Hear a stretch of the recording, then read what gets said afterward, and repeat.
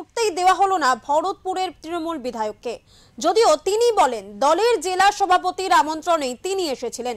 বৃহস্পতিবার সাংবাদিক সম্মেলন করে হুমায়ুন কবিরকে দল থেকে সাসপেন্ড করার কথা জানিয়েছেন রাজ্যের মন্ত্রী ফিরহাদ হাকিম। ইনভাইট করেছে অপূর্ব সরকার, সাংগঠনিক জেলা সভাপতি।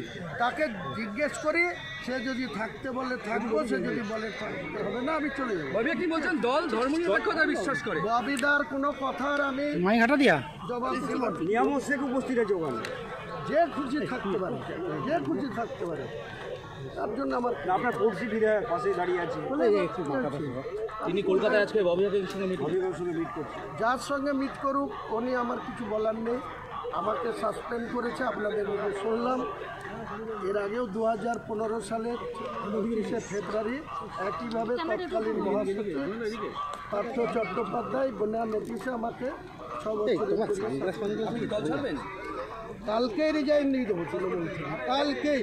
এবং 22 তারিখে মুর্শিদাবাদে নিজের দলের ওপেনিং করবো।